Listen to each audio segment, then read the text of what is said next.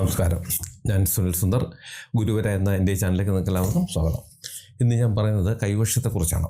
കൈവശം എന്ന് പറഞ്ഞാൽ ഇന്ന് സർവ്വസാധാരണമാണ്. മിക്ക ആൾക്കാർക്കും, പ്രത്യേകിച്ചും ചെറുപ്പക്കാർക്കൊക്കെ കൈവശം ഏറ്റിട്ടുണ്ട്. അതുപോലെ ഒരുപാട് പേര് ഈ കൈവശം വന്നിട്ട് അത് രോഗങ്ങളായിട്ട് മാറുന്ന അവസ്ഥകൾ അത് ഒരുപാട് പേരിൽ കാണുന്നുണ്ട്. അപ്പോൾ കൈവശം വരുന്നത് എങ്ങനെയാണ് എന്നുള്ളതിനെക്കുറിച്ചൊക്കെ എനിക്ക് മറ്റൊരു ചാനലുണ്ട്, സുനിൽ സുന്ദർ രാമൻ. അതിനെക്കുറിച്ച് ഞാൻ വിശദമായി പറഞ്ഞിട്ടുണ്ട്. ഇന്ന് ഞാൻ ഇതിനകത്ത് പറയുന്ന കൈവശം വന്നാൽ ആ കൈവശം ഉള്ളിലേക്ക് പോയി നമുക്കുണ്ടാകുന്ന ദോഷങ്ങളെ, അതുവഴി വരുന്ന ബുദ്ധിമുട്ടുകളെ മാറ്റുവാനായിട്ട് നമ്മുടെ കേരളത്തിൽ തന്നെ ഒരു മഹക്ഷേത്രമുണ്ട്, തിരുവിഴ മഹാദേവ ക്ഷേത്രം. ആ ക്ഷേത്രത്തിൽ പോയി ഒരുപാട് പേര്, അത് നമ്മുടെ കേരളത്തിൽ നിന്നല്ല, ഇന്ത്യയിൽ നിന്നല്ല, മറ്റ് വിദേശ രാജ്യങ്ങളിൽ നിന്ന് പോലും ഒരുപാട് പേര് അവിടെ വന്നിട്ട് ഈ ഉള്ളിൽ കടന്നിട്ടുള്ള ഈ ദോഷത്തെ, ഈ കൈവശത്തെ മാറ്റുന്നുണ്ട്. അതിനൊരു അമൂല്യമായിട്ടൊരു ഔഷധം അവിടെ നിന്ന് കൊടുക്കുന്നുണ്ട് കുടിക്കാനായിട്ട്. അപ്പോൾ അത് എന്താണ് ആ ക്ഷേത്രത്തിൻ്റെ ചരിത്രം, എങ്ങനെയാണ് ഈ ഒരു ഔഷധം അവിടെ, ഔഷധക്കൂട്ട് അവിടെ എങ്ങനെ ഉത്ഭവിച്ചു എന്നുള്ളതിനെ കുറിച്ചൊക്കെ വിശദമായിട്ട്, ഇങ്ങനെ തിരുവഴ ക്ഷേത്രമുണ്ടെന്ന് അവിടെ പോയി കൈവശത്തിന് മരുന്നുണ്ടെന്നൊക്കെ എല്ലാവർക്കും അറിയാം. പക്ഷേ എങ്ങനെയാണ് ക്ഷേത്രം അവിടെ ഉത്ഭവിച്ചത് എന്നുള്ളതിനെക്കുറിച്ചൊരു ചരിത്രമാണ് ഇന്ന് ഞാൻ പറയുന്നത്. ഇത് നമുക്കെല്ലാം ഉപകാരപ്പെടും. നിങ്ങൾക്ക് ജ്യോതിഷപരമായ, വാസ്തുപരമായ എന്തെങ്കിലും കാര്യങ്ങൾ അറിയേണ്ടത് ഞാൻ പറഞ്ഞാൽ മതി. എന്നുകൊണ്ട് ഇപ്പോൾ ഈ സ്ക്രീനിൽ എഴുതി കാണിക്കുന്ന എൻ്റെ ഓഫീസിൽ ഓൺലൈൻ ബുക്കിംഗ് നമ്പറാണ്. ഈ നമ്പറിലേക്ക് നിങ്ങൾ വിളിച്ചോളൂ. 1-2 ചെറിയ കാര്യങ്ങളുണ്ട്, അതനുസരിച്ച് ബുക്ക് ചെയ്യുക. ഇന്ന് ഈ ക്ഷേത്രം ഇരിക്കുന്ന സ്ഥലം പണ്ട് അറക്കൽ പണിക്കർ എന്ന് പറയുന്ന ഒരു നായർ സമുദായത്തിൽപ്പെട്ട ഒരാളുടെ വകയായിരുന്നു. ആ വാഹനങ്ങളെല്ലാം അങ്ങനെയായിരുന്നു. അവിടെ മൊത്തം കാട് പിടിച്ച് കിടക്കുന്ന ഒരു അവസ്ഥ. അപ്പോൾ കാട് പിടിച്ച് കിടക്കുമ്പോൾ അവിടെ ഒരു സമുദായക്കാർ താമസിച്ചിരുന്നു, ഉള്ളാളന്മാർ, അതായത് വേടർ സമുദായത്തിൽപ്പെട്ട ആൾക്കാർ. അവർ ഈ കാട്ടിലെ കനികളും കാര്യങ്ങളും ഒക്കെ കൊണ്ട് ഭക്ഷണം നടത്തിയിരുന്നു. അവിടെ ഒരു വലിയ കുളമുണ്ട്. അപ്പോൾ ഈ കുളത്തിൽ ഒരുപാട് ആമകളുണ്ട്. കരയാമ എന്ന് പറയുന്ന ആമകൾ ആ കുളത്തിനകത്ത് വസിക്കുന്നുണ്ട്. അപ്പോൾ ഇവർ വന്ന് ഈ ആമയെ പിടിച്ചിട്ട് അതിൻ്റെ മാംസം വേവിച്ച് ഭക്ഷിക്കുന്ന ശീലം ഉണ്ടായിരുന്നു. അപ്പോൾ ഒരുപാട് ആമകൾ ആ കുളത്തിലുണ്ട്. അപ്പോൾ ഇവർ ഈ ചെളിയുണ്ട്, ഈ ചെളിയിൽ പുതഞ്ഞാണ് ഈ ആമ കിടക്കുന്നത്. ഇപ്പോൾ ആമയെ കണ്ടുപിടിക്കാൻ വേണ്ടിയിട്ട് ഇവർ ചെയ്യുന്നത് എന്തെന്ന് വെച്ചാൽ, ഒരു കനമുള്ളൊരു കമ്പെടുക്കും, എടുത്തിട്ട് അതിൻ്റെ ഒരു ഭാഗം നന്നായിട്ട് കൂർപ്പിച്ചെടുത്തിട്ട്, അപ്പോൾ ഈ കമ്പ് കൊണ്ട് ഇങ്ങനെ ചെളിയിൽ അവർ കുത്തി നോക്കുമ്പോൾ ആമ ഉണ്ടെങ്കിൽ അതിൻ്റെ പുറന്തോടിൽ തട്ടുമല്ലോ. അപ്പോഴത്തേക്ക് അവർ ഇതിനെ പൊക്കിയെടുക്കും, കൊണ്ടുപോയിട്ട് അവരതിനെ ഭക്ഷണമാക്കുകയാണ് സ്ഥിരമായിട്ട് ചെയ്തുകൊണ്ടിരുന്നത്. അപ്പോൾ അങ്ങനെ സ്ഥിരം ഇങ്ങനായി ഈ സമുദായത്തിൽപ്പെട്ട ഒരു സ്ത്രീ ഒരു ദിവസം ആമയെ പിടിക്കാൻ വേണ്ടി വന്നു. അവരിങ്ങനെ കുത്തി നോക്കി 1-2 ആമയെ പിടിച്ചു, കരയിലിട്ടു. വീണ്ടും കുത്തിയപ്പോഴത്തേക്കുണ്ട് പെട്ടെന്ന് ഈ കുളത്തിൽ നിന്നും, ഈ കുത്തുകൊണ്ട ഭാഗത്തു നിന്നും രക്തം ഇങ്ങനെ ചീറ്റി മുകളിലേക്ക് ഒഴുകി. ഈ സ്ത്രീ പേടിച്ചുപോയി. അപ്പം ഇങ്ങനെ ഒന്ന് ചീറ്റി നിൽക്കുന്നില്ല, ഇതിങ്ങനെ വന്നുകൊണ്ടേയിരിക്കുകയാണ്. അപ്പോൾ എന്തോ ഒരു ഇതിനകത്ത് ഈ മൂർച്ചയേറിയ കമ്പ് കൊണ്ടിട്ട് അവിടെ നിന്ന് രക്തം ഇങ്ങനെ പൊങ്ങി ചാടിക്കൊണ്ടിരിക്കുകയാണ്. ഇവർ പേടിച്ചു ഓടി, മറ്റുള്ളവർ വിളിച്ചു കൂട്ടി. അവരെല്ലാവരും കൂടെ വന്ന് നോക്കിയപ്പോഴത്തേക്കും ഇതിങ്ങനെ പൊങ്ങി ചാടിക്കൊണ്ടേയിരിക്കുകയാണ്. ആരും എന്ത് വിചാരിച്ചിട്ടും നടക്കുന്നില്ല, നിർത്താൻ പറ്റുന്നില്ല. അവരെല്ലാവരും കൂടെ പോയി അப்புறம் അവിടുത്തെ പ്രമാണിമാരെയും വസ്തുവിൻ്റെ ഉടമസ്ഥനെ എല്ലാവരെയും വിളിച്ചുകൊണ്ട് വന്നു. നോക്കുമ്പോൾ ഈ രക്തം ഇങ്ങനെ പ്രവഹിച്ചിരിക്കുന്ന ഈ കുളം മൊത്തം രക്തം കൊണ്ട് നിറഞ്ഞു, ചുവന്ന കളറായി മാറി. അപ്പോൾ ഇവരിങ്ങനെ ആ വെള്ളം കോരി തേവി കളഞ്ഞുകൊണ്ടിരിക്കുകയാണ്. അപ്പോൾ ഇതെവിടെ നിന്ന് വരുന്നു എന്ന് ഇവർക്ക് കണ്ടുപിടിക്കണമല്ലോ. അതിന് വേണ്ടിയിട്ട് ഇവരെല്ലാവരും കൂടെ നിന്ന് വെള്ളം തേകണം. 3 രാത്രിയും 3 പകലും ഈ വെള്ളം കോരിക്കളഞ്ഞിട്ടും ആ വെള്ളം തീരുന്നില്ല. അപ്പോൾ ഒരുവിധം വെള്ളം ഒന്ന് കുറഞ്ഞു. പക്ഷേ എങ്കിലും അങ്ങനെ അവർ നോക്കിയപ്പോഴത്തന്നെ കാണുന്നത് ശിവലിംഗം പോലൊരു ഉരൽക്കല്ല് ഇരിക്കുകയാണ്. അതിൽ നിന്നുമാണ് രക്തം വരുന്നത്. അപ്പോൾ ഈ കുത്തുകൊണ്ടത് ആ കല്ലിലാണ്, പക്ഷെ കല്ലിൽ കുത്തുകൊണ്ടിട്ടും അതിൽ നിന്നും രക്തം വരുന്നത്. അപ്പോൾ അതിൽ നിന്നാണ് രക്തം വന്നുകൊണ്ടിരുന്നത്. ഇവർ അത് എത്രത്തോളം വെള്ളം കോരിക്കളയുമ്പോൾ അത്രത്തോളം കോരിക്കൊണ്ടിരുന്നിട്ടും അത് ഒരു വിധത്തിലും തീരുന്നില്ല. ഈ കല്ല് വെളിയിൽ കാണാം, ശിവലിംഗം പോലത്തെ ഈ ഉരൽക്കല്ല് പുറത്ത് കാണുന്ന വിധത്തിലേക്ക് ഇവർ വെള്ളം വറ്റിച്ചു. അത് 3 രാത്രിയും 3 പകലും കൊണ്ടാണിത് സംഭവിച്ചത്. അപ്പോഴത്തേക്ക് ഒരു യോഗീശ്വരൻ അവിടെ നടന്നു വന്നിട്ട് പറഞ്ഞു, നിങ്ങൾ ഈ ചെയ്യുന്ന വെറുതെയാണ് ചെയ്യുന്നത്. ഇതൊരു ശിവലിംഗമാണ്. ശിവൻ ഇവിടെ, അത് ശിവലിംഗം ഇവിടെ സ്വയംഭൂ ആയതാണ്. സ്വയംഭൂ എന്ന് വെച്ചാൽ ഇപ്പം നമ്മളെ കൊണ്ട് പ്രതിഷ്ഠിച്ച് വെക്കുന്നത് സ്വയംഭൂ അല്ല, അത് നമ്മൾ ചെയ്യുന്ന പ്രതിഷ്ഠയാണ്. പക്ഷേ സ്വന്തമായി ഭൂമിയിൽ നിന്നും ഉത്ഭവിച്ച് വരുന്നതിനാണ് നമ്മൾ സ്വയംഭൂ എന്ന് പറയുന്നത്. അങ്ങനെ ഭൂമിയിൽ നിന്നും സ്വന്തമായി ഉയർന്നു വന്ന ഒരു ശിവലിംഗമാണത്. ഇതിൻ്റെ അഗ്രം കാണാൻ വേണ്ടി നിങ്ങൾ ശ്രമിക്കേണ്ട, മനുഷ്യരാൽ ഒരിക്കലും അത് സാധിക്കില്ല. അതുകൊണ്ട് നിങ്ങളിത് ഇവിടെ വെച്ച് നിർത്തുക. ഈ ബാക്കി വരുന്ന വെള്ളത്തിൻ്റെ പുറത്ത് നിങ്ങൾ മണ്ണിട്ടിട്ട് ഈ ശിവലിംഗം പുറത്ത് കാണുന്ന വിധത്തിൽ മണ്ണിട്ട് നികത്തിയതിന് ശേഷം ഇവിടെ നല്ലൊരു ക്ഷേത്രം പണിഞ്ഞു വയ്ക്കുക. ഈ ലോകത്തുള്ള എല്ലാവർക്കും ഇവിടെ വന്നാൽ ആശ്വാസം കിട്ടും, മഹാദേവൻ്റെ സാന്നിധ്യമാണ് എന്ന് പറഞ്ഞിട്ട്. അപ്പോഴും രക്തം വന്നുകൊണ്ടിരിക്കുകയാണ്. അപ്പോൾ ഇദ്ദേഹം പറഞ്ഞു, ഈ രക്തം ഞാനിപ്പോൾ നിർത്തിത്തരാമെന്ന് പറഞ്ഞിട്ട് അദ്ദേഹത്തിൻ്റെ ഭസ്മസഞ്ചിയിൽ നിന്ന് ഒരുപിടി ഭസ്മം എടുത്ത് ഈ രക്തം ചാടിക്കൊണ്ടിരിക്കുന്ന ഭാഗത്ത് വെച്ച് അടച്ചു. ഭസ്മം വെച്ച് അടച്ചു കഴിഞ്ഞപ്പോൾ അത് പൂർണ്ണമായും രക്തപ്രവാഹം നിന്നു. അദ്ദേഹം അപ്പോഴും തന്നെ അവിടെ നിന്ന് അപ്രത്യക്ഷമായി. അപ്പോഴത്തേക്ക് അത് മഹാദേവനാണെന്നുള്ള കാര്യം എല്ലാവർക്കും മനസ്സിലായി.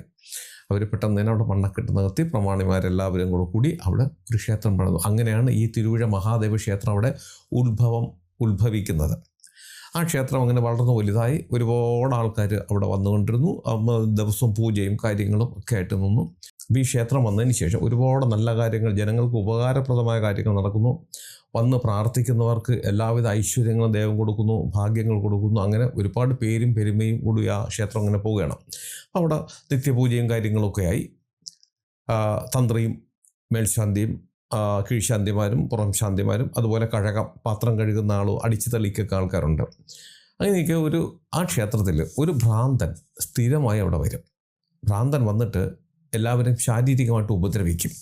അപ്പോൾ ഉപദ്രവിക്കുമ്പോൾ ഇതിൽ ഏറ്റവും കൂടുതൽ ഉപദ്രവിക്കുന്നത് ഈ അടിച്ചു തളിക്കാരനെയാണ്. അടിച്ചു തളി എന്ന് വെച്ചാൽ ഈ പാത്രം കഴുകുക, നിലവിളക്കൊക്കെ പുറത്തെടുത്ത് കൊടുക്കുമ്പോൾ ശ്രീകോവിൽ നിന്നും പുറത്തു കൊടുക്കുന്ന പാത്രങ്ങളെല്ലാം കഴുകി വൃത്തിയാക്കി വെക്കുന്നതാണ് അടിച്ചു തളി എന്ന് പറയുന്നത്. അപ്പോൾ അതൊരു പുരുഷനാണ് ചെയ്തുകൊണ്ടിരുന്നത്. അപ്പോൾ ഈ ഭ്രാന്തൻ വന്നു കഴിഞ്ഞാൽ ഇയാളെ ഒരുപാട് ശാരീരികമായിട്ട് ഉപദ്രവിക്കും. വളരെ കഷ്ടമാണ്. കുറേ സഹിച്ചു ഇയാൾ. കുറേ സഹിച്ചിട്ടും ഈ ഭ്രാന്തൻ ദിവസവും വരും. ഈ കഴകത്തിനെ അതേ അടിച്ചു തളിക്കാരനെ ശാരീരികമായി നല്ല രീതിയിൽ ഉപദ്രവിച്ച് മുന്നോട്ട് പോയി. അദ്ദേഹത്തിന് അവസാനം സഹിക്കാൻ പറ്റാത്തൊരവസ്ഥയായി. അങ്ങനെയായപ്പോൾ ഒരു ദിവസം ഇദ്ദേഹം മഹാദേവനോട് പ്രാർത്ഥിച്ചു, ഭഗവാനെ, ഞാനിവിടെ അങ്ങയുടെ ഈ പുറംപണിക്ക് വന്നതാണ്. പക്ഷേ എനിക്ക് ദിവസവും കിട്ടുന്നത് ആ ഭ്രാന്തൻ്റെ കയ്യിരിക്കുന്ന അടിയാണ്. ഞാൻ എന്താണ് ചെയ്യേണ്ടത്? എന്തെങ്കിലും ഒരു വഴി അങ്ങ് കാണിച്ചു തരണേ എന്ന് പ്രാർത്ഥിച്ചു. വളരെ സങ്കടത്തോടുകൂടി പ്രാർത്ഥിച്ചിട്ട് ഇദ്ദേഹം നേരെ അന്ന് നടയടച്ചു വീട്ടിൽ പോയി സുഖമായി കിടന്നുറങ്ങുകയാണ്. രാത്രി ഇങ്ങനെ ഉറങ്ങി കിടന്നപ്പോഴത്തേക്ക് ഒരു മഹർഷി വന്ന് ഇദ്ദേഹത്തിനോട് പറയുകയാണ്, ആ ഭ്രാന്തനെ, അവൻ്റെ ഭ്രാന്ത് ശമിപ്പിക്കാൻ ഞാനൊരു വഴി പറഞ്ഞു തരാം. നാളെ വൈകിട്ട് അവൻ ക്ഷേത്രത്തിൽ വരും. വന്നു കഴിയുമ്പോൾ അവനെ പിടിച്ചു കെട്ടി അവിടെ ക്ഷേത്രത്തിൽ കെട്ടി ഇടുക. എന്നിട്ട് അടുത്ത ദിവസം രാവിലെ പറമ്പിൽ ചെല്ലുമ്പോൾ അവിടെ ഒരു പ്രത്യേകതരം പച്ചലയുണ്ട്. ഈ പച്ചല കൊണ്ടുവന്ന് ഇടിച്ച് പിഴിഞ്ഞ് പാലിൽ ചാലിച്ച് 12 അടി പൂജാ സമയത്തിന് ഭഗവാന്റെ പീഠത്തിൽ വെച്ച് പോറ്റിമാരെ കൊണ്ട് പൂജിച്ച് വാങ്ങിക്കണം. അന്നത്തെ കണക്ക് പറയുകയാണെങ്കിൽ 3 ചക്രം പോറ്റിക്ക് ദക്ഷിണ, അതായത് നടക്കി വെച്ചിട്ട് വേണം ഈ മരുന്ന് തിരിച്ചു വാങ്ങിക്കുവാനായിട്ട് എന്നുകൂടി ഈ മഹർഷി അദ്ദേഹത്തിനോട് പറഞ്ഞു. അത് വാങ്ങിച്ച മരുന്ന് കൊണ്ടുവന്ന് ഈ ഭ്രാന്തനെ നിർബന്ധപൂർവ്വം കഴിപ്പിക്കണം. ഉള്ളിലേക്ക് അത് ഒഴിച്ചു കൊടുത്ത് അവൻ അത് അത്രയും കുടിക്കുന്നത് വരെ നിങ്ങളെല്ലാവരും ശ്രദ്ധയോടുകൂടി നിൽക്കണം. അത് കഴിഞ്ഞ് 2 നാഴിക കഴിയുമ്പോൾ, ഈ മരുന്ന് കുടിച്ച് 2 നാഴിക കഴിയുമ്പോൾ കാഞ്ഞ വെള്ളം ചെറു ചൂടാക്കി, അതായത് തിളപ്പിച്ചാറ്റിയ വെള്ളം ചെറു ചൂടോടുകൂടി 1 നാഴി വെള്ളവും അവനെ കുടിപ്പിക്കണം. അത് കഴിഞ്ഞ് 1 നാഴിക കഴിയുമ്പോൾ അവൻ ഛർദ്ദിക്കും. ഛർദ്ദിച്ചു കഴിഞ്ഞാൽ തൊട്ടടുത്ത് യക്ഷിയമ്മയ്ക്ക് സ്ഥാനമുണ്ട്. യക്ഷിയമ്മയ്ക്ക് നേദിക്കുന്ന വെള്ളപ്പായസം അതും അവനെ കഴിപ്പിക്കണം. അതോടുകൂടി അവനിൽ ഉറഞ്ഞിരിക്കുന്ന ദോഷങ്ങൾ, രോഗങ്ങൾ പൂർണ്ണമായി മാറി പിന്നീട് ഒരിക്കലും അവൻ ഒരു ഉപദ്രവകാരിയായില്ല എന്ന് പറഞ്ഞിട്ട് ആ രൂപം മറഞ്ഞുപോയി. അതും മഹാദേവനാണെന്ന് അദ്ദേഹത്തിന് മനസ്സിലായി. അടുത്ത ദിവസം അദ്ദേഹം ക്ഷേത്രത്തിൽ വന്നിട്ട് വൈകുന്നേരം ആയപ്പോഴത്തേക്ക് ഈ ഭ്രാന്തൻ വീണ്ടും വന്നു ഇദ്ദേഹത്തിനെ ഉപദ്രവിക്കാൻ ശ്രമിച്ചു. എല്ലാവരും കൂടി ചേർന്ന് അയാളെ പിടിച്ചവിടെ തൂണിൽ കെട്ടിയിട്ടു. അടുത്ത ദിവസം ഈ സ്വപ്നത്തിൽ കണ്ടതുപോലെ പറമ്പിൽ പോയി ആ പച്ചില പറിച്ച് അത് കൊണ്ടുവന്ന് അതേ കണക്ക് പാലിൽ ചാലിച്ച് പോറ്റിമാരെ കൊണ്ട് 12 അടി പൂജാ സമയത്തിന് ഭഗവാന്റെ പീഠത്തിൽ വെച്ച് പൂജിച്ച് വാങ്ങിച്ചതിന് ശേഷം അത് കുടിപ്പിച്ചു. 2 നാഴിക കഴിഞ്ഞതിന് ശേഷം ഈ തിളപ്പിച്ചാറ്റിയ വെള്ളം ചെറുചൂടോടുകൂടി നാഴി വെള്ളം അതും ഉള്ളിൽ കൊടുത്തു. അത് കഴിഞ്ഞ് 1 നാഴിക കഴിഞ്ഞപ്പോൾ കൃത്യമായും അയാൾ ഛർദ്ദിച്ചു കഴിഞ്ഞതിന് ശേഷം യക്ഷിയമ്മയ്ക്ക് നേദിച്ച പാൽപായസവും ഉള്ളിൽ കൊടുത്തു കഴിഞ്ഞപ്പോൾ പൂർണ്ണമായിട്ടും ആ ഭ്രാന്തൻ്റെ ഭ്രാന്ത് വിട്ടുമാറി.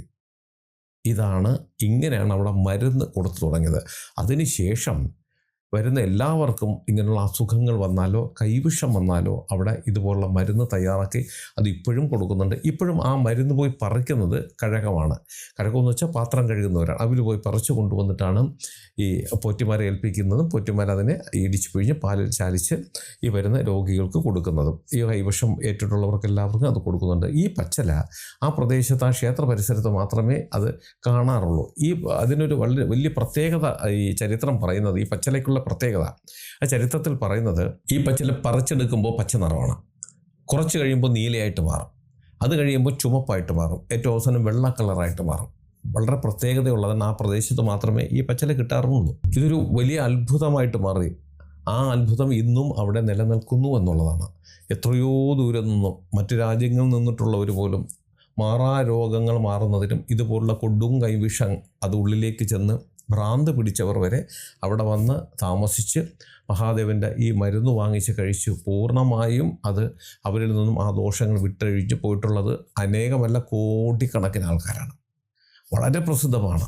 തിരുവിഴ മഹാദേവ ക്ഷേത്രത്തിൽ പോയിട്ട് മഹാദേവൻ്റെ അവിടെ നിന്നും 12 അടി പൂജയ്ക്ക് പൂജിച്ച് കിട്ടുന്ന ഈ പച്ചില ഔഷധം അത് ഉള്ളിലേക്ക് കഴിച്ചാൽ കൈവിഷം പോലുള്ള എല്ലാ ദോഷങ്ങളും മാറാരോഗങ്ങൾക്ക് വരെ അത് സിദ്ധ ഔഷധമായി കണക്കാക്കുന്നു. ഏറ്റവും പ്രധാനപ്പെട്ടതാണിത്. അപ്പം നമ്മൾ ക്ഷേത്രത്തിൽ പോകുന്നതും ഈ തിരുവിഴ മഹാദേവ ക്ഷേത്രത്തിൽ പോയി ഇങ്ങനെ കൈവശത്തിന് മരുന്ന് കഴിക്കും എന്നൊക്കെ കേട്ടിട്ടുണ്ട്. പക്ഷേ ഈ മരുന്നിൻ്റെ ഉത്ഭവം എന്താണെന്ന് അധികം ആർക്കും അറിയില്ല എന്നുള്ളതാണ് എൻ്റെ ഒരു വിശ്വാസം. അതുകൊണ്ടാണ് ഞാനിങ്ങനെ ഒരു എപ്പിസോഡ് ചെയ്തത്. ഒരുപാട് പേര് ചോദിക്കുന്നുണ്ട് എന്ത് മരുന്നാണിത്, നമുക്ക് കിട്ടുമെങ്കിൽ നമുക്ക് ക്ഷേത്രത്തിൽ പറിച്ചു കൊണ്ടുപോയി നമ്മുടെ ഏതെങ്കിലും മഹാദേവ ക്ഷേത്രത്തിൽ കൊടുത്ത് ഇത് കഴിച്ചുകൂടെ എന്നൊക്കെയാണ് പലരും ചോദിക്കുന്നത്. ഇതിനെക്കുറിച്ച് ആർക്കും വലിയ അറിവൊന്നുമില്ല. ആ ക്ഷേത്രത്തിൽ കാലാകാലം മാറി വരുന്ന എൻ്റെ ഭരണാധികാരികൾക്കും എൻ്റെ ബാക്കി ക്ഷേത്ര പൂജാരികൾക്ക് മാത്രമേ ഇതിനെക്കുറിച്ച് അറിയൂ എന്നുള്ളതാണ് കാര്യം. ഞാൻ ഒരുപാട് പേരോട് ചോദിച്ചു, പക്ഷെ ആർക്കും അതിൻ്റെ ചരിത്രത്തെക്കുറിച്ച് അറിയില്ല. അങ്ങനെ വളരെ കഷ്ടപ്പെട്ടിട്ടാണ് ഞാനിത് തപ്പിയെടുത്തത്. അത് എല്ലാവരും ഒരുപാട് പേര് ചോദിച്ച ചോദ്യമായതുകൊണ്ട്, കാര്യം വിശ്വാസമാണ് എല്ലാവർക്കും. തിരുവിഴ മഹാദേവ ക്ഷേത്രത്തിൽ പോയി മരുന്ന് കഴിച്ചാലും കൈവിഷം പൂർണ്ണമായും മാറിക്കിട്ടും. അത് ഛർദ്ദിച്ച് എല്ലാം പുറത്തു പോകും, ശുദ്ധമാകും ശരീരം. അതോടെ മനസ്സും അവരുടെ ജീവിതവും ഭംഗിയായിട്ട് സന്തോഷമായിട്ട് മുന്നോട്ട് പോകുമെന്നുള്ളത് എല്ലാവർക്കും അറിയാം. പക്ഷേ എങ്ങനെയാണ് ഈ മരുന്നിൻ്റെ ഉത്ഭവം, തിരുവിഴ മഹാദേവൻ എങ്ങനെയാണ് അവിടെ സ്വയംഭൂ ആയതെന്നും അതുപോലെ ആ മരുന്ന് എങ്ങനെ ഉത്ഭവം ഉണ്ടായതിനെ കുറിച്ചുള്ള അറിവാണ് ഞാനീ പറഞ്ഞത്. ഞാനീ പറഞ്ഞ കാര്യം നിങ്ങൾക്ക് എല്ലാവർക്കും ഉപകാരപ്രദമാകട്ടെ. നിങ്ങൾക്ക് ജ്യോതിഷപരമായോ വാസ്തുപരമായോ എന്തെങ്കിലും കാര്യങ്ങൾ അറിയണം, അത് ഞാൻ പറഞ്ഞാൽ മതി എന്നുണ്ടെങ്കിൽ ഇപ്പോൾ ഈ സ്ക്രീനിൽ എഴുതി കാണിക്കുന്ന എൻ്റെ ഓഫീസിലെ ഓൺലൈൻ ബുക്കിംഗ് നമ്പറാണ്. ഈ നമ്പറിലേക്ക് വിളിച്ചുള്ളൂ. 1-2 ചെറിയ കാര്യങ്ങളുണ്ട്, അതനുസരിച്ച് നിങ്ങൾ ബുക്ക് ചെയ്യണം. അങ്ങനെ നിങ്ങൾ ബുക്ക് ചെയ്താൽ നിങ്ങൾ ചോദിക്കുന്ന ജ്യോതിഷപരമോ വാസ്തുപരമോ കാര്യത്തിൻ്റെ മറുപടി ഞാൻ നിങ്ങൾക്ക് തരാം. അത് കേട്ടിട്ട് നിങ്ങൾക്ക് എന്നെ തിരിച്ച് വിളിക്കുകയും ചെയ്യാം. അതുപോലെ നിങ്ങളുടെ വീടിനോ നിങ്ങളുടെ ഭൂമിക്കോ വാസ്തുദോഷമോ അതുപോലുള്ള എന്തെങ്കിലും ഭൂമി ദോഷങ്ങളോ പ്രേതബാധാദോഷങ്ങളോ സർപ്പദോഷങ്ങളോ ശത്രുദോഷങ്ങളോ എന്തെങ്കിലും ഉണ്ട്, അങ്ങനെയൊക്കെ ഉണ്ടെങ്കിൽ ഞാൻ അവിടെ നേരിട്ട് വന്ന് നിങ്ങളുടെ ഭൂമിയിൽ വന്നാലേ അത് കണ്ടുപിടിക്കാൻ പറ്റൂ. അതിന് ഏത് ജില്ലയിലാണ്, മറ്റൊരു സ്റ്റേറ്റിലാണെങ്കിൽ സമയക്രമം അനുസരിച്ച് ഞാൻ അവിടെ ഒന്ന് കണ്ടുപിടിക്കാം. അതിനും നിങ്ങൾ ഈ നമ്പർ വിളിച്ച് വേണം ബുക്ക് ചെയ്യാനായിട്ട്. അതുപോലെ ജ്യോതിഷം നിങ്ങൾക്ക് നേരിട്ടറിയാം. അതായത് ഓൺലൈൻ വഴി അല്ലാതെ തന്നെ നേരിട്ട് വന്ന് നമുക്ക് ജ്യോതിഷം നോക്കാനുള്ള സംവിധാനമുണ്ട്. അതിനും നിങ്ങൾ തിരുവനന്തപുരത്താണ് വരേണ്ടത്. അങ്ങനെ വരുന്നവരും ഈ നമ്പർ വിളിച്ച് ബുക്ക് ചെയ്തതിന് ശേഷം മാത്രം വരാൻ ശ്രമിക്കുക. ഇതെൻ്റെ ഓഫീസിലെ ഓൺലൈൻ ബുക്കിംഗ് നമ്പറാണ്. എല്ലാ ദിവസവും രാവിലെ 10 മണി മുതൽ വൈകുന്നേരം 5:30 മണി വരെ നിങ്ങൾക്ക് നമ്പർ വിളിച്ച് ബുക്ക് ചെയ്യാം. അതിന് മുന്നേ വിളിച്ചാലോ ഈ പറഞ്ഞ സമയത്തിന് മുന്നേ വിളിച്ചാലോ അതിന് ശേഷം വിളിച്ചാലോ ചിലപ്പോൾ കിട്ടാറില്ല. പക്ഷേ ഈ പറഞ്ഞ സമയത്തിനോട് വിളിച്ചാൽ തീർച്ചയായിട്ടും കോള് അറ്റൻഡ് ചെയ്യും. അഥവാ എടുത്തില്ലെങ്കിൽ പോലും ആ നമ്പറിലേക്ക് താമസിയാതെ തിരിച്ചു വിളിക്കുകയും ചെയ്യും. നിങ്ങൾ എൻ്റെ ചാനൽ സ്ഥിരമായിട്ടൊന്ന് കാണാം, സബ്സ്ക്രൈബ് ചെയ്യണം. എനിക്ക് വേണ്ടുന്ന എല്ലാവിധ പ്രോത്സാഹനങ്ങളും തരികയും വേണം. നിങ്ങൾക്കും നിങ്ങളുടെ കുടുംബത്തിലെ ഓരോ അംഗത്തിനും എല്ലാവിധ ഐശ്വര്യങ്ങളും സന്തോഷവും സമാധാനവും ദീർഘായുസ്സും ഈശ്വരൻ തരട്ടെ എന്ന് ആത്മാർത്ഥമായി പ്രാർത്ഥിച്ചുകൊണ്ട് തൽക്കാലം നിർത്തുന്നു. അടുത്ത ഒരു വീഡിയോയുമായി കാണുന്നവരെ എല്ലാവർക്കും നന്ദി, നമസ്കാരം.